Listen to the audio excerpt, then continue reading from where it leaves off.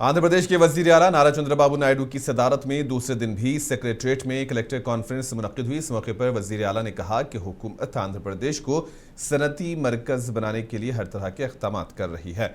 इन्होंने जिले कलेक्टर से रियासत में दौलत की तख्लीक और सनती तरक्की की समत काम करने की अपील की है। वज़ीर आला ने कहा कि पानी सिर्फ इस सूरत में फ़ायदेमंद होगा जब इसका सही इस्तेमाल किया जाए। हम सब की जिम्मेदारी है कि आने वाली नस्लों को किसी किस्म की परेशानी का सामना ना करना पड़े। वज़ीर आला ने कहा कि हमें दौलत पैदा करने के लिए दस्तियाब तमाम मवाक़े का इस्तेमाल करना चाहिए। इस मौके पर वज़ीर आला ने सुपर 6 और फलाही स्कीम्स के निफाज का भी जायज़ा लिया। अवामी नुमाइंदों के जरिए मुख्तलिफ स्कीम्स के इस्तेफ़ादा कुनंदगान को फलाही खतूत फराहम करने का हुक्म दिया। वज़ीर आला ने कहा कि अमरावती में एक तख्लीकी शहर कायम किया जाएगा और AI व सनतों को फ़रोग़ दिया जाएगा।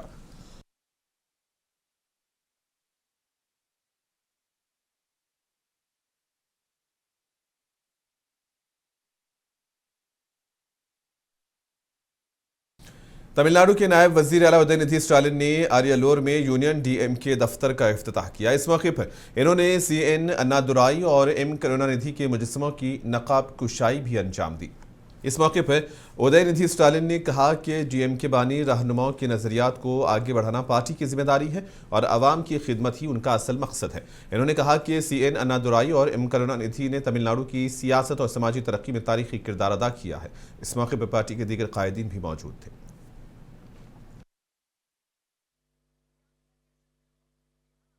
டாக்டர் கலைஞர் அவர்களுக்கும் பல்வேறு இடங்கள்ல நாம சிலையை திறந்து வைக்கிறோம்னா என்ன அர்த்தம்?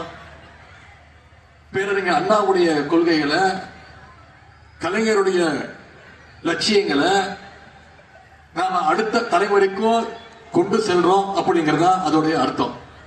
ஆனா ஒன்றிய பாஜக அரசு என்ன பண்ணிட்டு இருக்கு? தமிழ்நாட்டுக்கு எந்த நன்மையும் செய்யறது இல்லை, எந்த திட்டத்தையும் கொடுக்கறது இல்லை, நாம கேட்கிற நிதியும் கொடுக்கறது இல்லை. ஆனா நாம கொண்டு வர்ற எல்லா திட்டத்திற்கும் ஏதாவது ஒரு இடைஞ்சல் கொடுத்துட்டே இருக்கிறது ஒன்றிய அரசு. தமிழ்நாட்டுக்கான கல்வி நிதியை கொடுத்தாங்களா? கொடுக்கல. 3200 கோடி இன்னும் கொடுக்கல. குடிநீர் திட்டம், சமீபத்தில் 100 நாள் வேலைவாய்ப்பு திட்டம், அதற்கும் இன்னைக்கு தடுத்து நிப்பாட்டுறதுக்கான முயற்சியில ஒன்றிய அரசு இறங்கி இருக்கு. நிதியும் கொடுக்கறது இல்ல, திட்டமும் கொடுக்கறது இல்ல. இன்னைக்கு आंध्र प्रदेश के वजीर नारा लोकेश ने कैप जेमिनी ग्लोबल के CEO एमन अजित से मुलाकात की। इस मौके पर इन्होंने विशाखापट्टनम में कैप जेमिनी के क़याम पर तबादले ख्याल किया। कंपनी के नुमाइंदों ने अडोरेवरम और आनंदपुरम में 2 मुकामात पर ज़मीनों का मुआयना किया और सेंट्रल पार्क के करीब एक निजी इमारत को आर्जी ऑपरेशंस के लिए मुंतखब किया, जबकि इस कंपनी के लिए पहले ही मधुरावड़ा IT पार्क हिल और एक पर 20 एकड़ अराजी का मुआयना भी किया जा चुका है।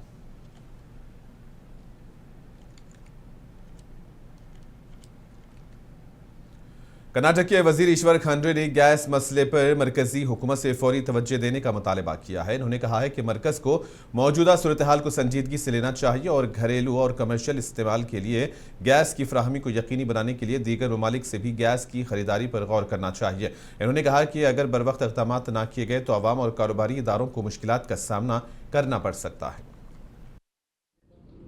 As we are all aware that there is an ongoing crisis in West Asia, due to which the global energy supply have been disrupted. The government of India should have anticipated that there could be possible fallouts and disruptions due to this crisis and should have started working on stockpiling LPG and other petroleum products, including buying from other global sources.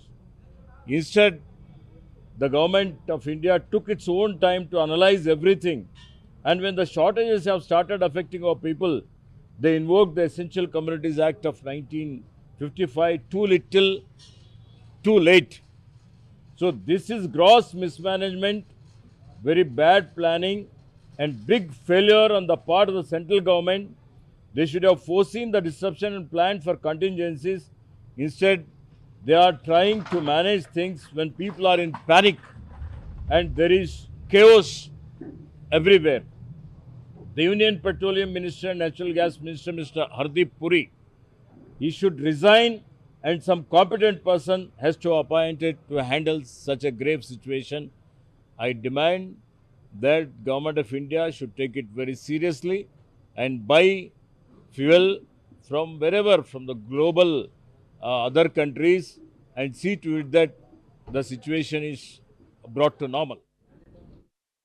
Tamil Nadu के Madurai municipal corporation की कार्रवाइयों में DMK की ज़ेर क़ियादत हुकूमत की मुबैना करोड़ों रुपयों की बदनवानियों के खिलाफ एनडीए के कायदीन ने एहतजाज किया। इस मौके पर इन्होंने इसकी मुकम्मल और शफाफ जांच करने का मुतालबा किया ताकि हकीकत अवाम के सामने आ सके।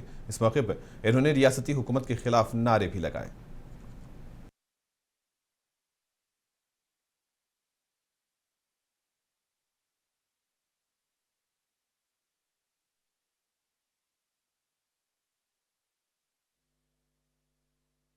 ఈరోజు ఇండియా అలయన్స్ కూటమిలో ఉన్నటువంటి పార్లమెంట్ సభ్యులందరూ కూడా మకర్ ద్వార్ దగ్గర ఈరోజు ఎల్పిజి సిలిండర్ ఏదైతే దేశంలో జరుగుతున్నటువంటి ఎల్పిజి సిలిండర్లకు సంబంధించినటువంటి కొరత నరేందర్ మోడీ గారిని పార్లమెంట్లో వచ్చి పశ్చిమ ఏషియా దేశాలలో జరుగుతున్నటువంటి జియో పొలిటికల్ వార్ కండిషన్స్ మీద ఈ రోజు వరకు పార్లమెంట్లో చర్చ చేయలేదు।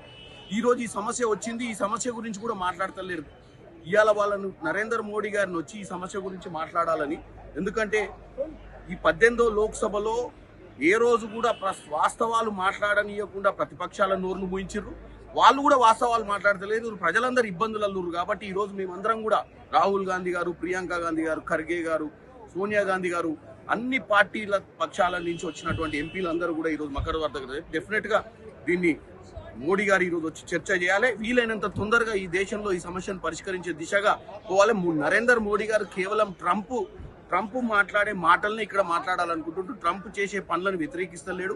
ఎన్నో దేశాలు, ఎందుకంటే ఈరోజు ప్రజాస్వామ్య అత్యంత పెద్ద భారతదేశం ప్రజాస్వామ్య దేశం, ఇప్పటి వరకు टीवी के लीडरों ने हुकूमत से जात पात की मरदमशुमारी को नाफिज करने और इंतखाबी मुहिम के लिए जारी किए गए SOPs को मनसूख करने का मुतालबा किया।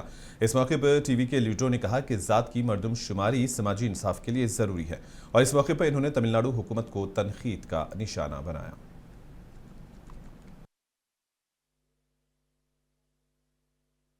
இதுக்காக தான் நான் கேக்குறோம், சாதி வாரி கணக்கு ஆய்வு। இப்ப ஸ்டாலின் சார் என்ன சொல்றாருன்னா பிஜேபி அமைச்சரோட மொழியே அவர் பேசுறாரு। இப்ப ஒன்றியத்தில் இருக்கிற அஸ்வினி வைஷ்ணவ் அமைச்சர் அவர்கள் சொன்னாரு, ஒரு மாநிலத்தினால ஒரு ஸ்டேட்னால சாதி வாரி கணக்காய்வு நடத்த முடியாதுன்னு சொல்றாரு। அதே தான் நீங்களும் சொல்றீங்க। அப்ப உங்களுக்கும் பிஜேபிக்கு என்ன வித்தியாசம்? இப்ப உங்க கூட்டணி கட்சிகளே பாருங்க, இப்ப காங்கிரஸ்ல கர்நாடகால நடத்திருக்காங்க, 2 முறை நடத்திருக்காங்க। 2015ல ஒரு வாட்டி நடத்திருக்காங்க, 2025ல ஒரு வாட்டி நடத்திருக்காங்க। காங்கிரஸ்ல ரேவந்த் ரெட்டி அவர் தெலங்கானால அவர் நடத்திருக்கார்। அது மட்டுமல்ல, எஸ்பி அகிலேஷ் யாதவ் அவரோட தேர்தல் வாக்குறுதியிலும் சாதிவாரி கணக்கெடுப்பு நடத்தப்படும் சொல்லியிருக்கார்। இதை ஏன் நீங்க நடத்த மறுக்கிறீங்க? சமூக நீதின்னு சொல்லி மக்களை ஏமாத்திட்டு உண்மையான சமூக நீதிக்கு வழிவகுக்கக்கூடிய ஒரு படியை கூட நீங்க செய்யலங்கிறதா உண்மை। இதை மக்கள் கண்டிப்பாக புரிஞ்சுக்கிட்டு உங்களை துரத்தி அடிக்க போறாங்க।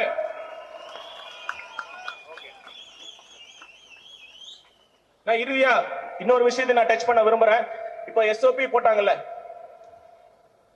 இப்ப ஒன்னே ஒண்ணுதான், அந்த SOPக்கு காரணம் ஒன்னே ஒண்ணுதான், நம்ம தலைவர் அவர்கள் போய் மக்களை சந்திச்சுட்டா, ஒவ்வொரு கிராமத்திலையும் ஒவ்வொரு தொகுதியிலையும் போயிட்டா இந்த ஆதரவு இன்னும் பல மடங்கு உயர்ந்து அவங்களுக்கு டெபாசிட் கூட கிடைக்காதுன்னு தெரிஞ்சுக்கிட்டா।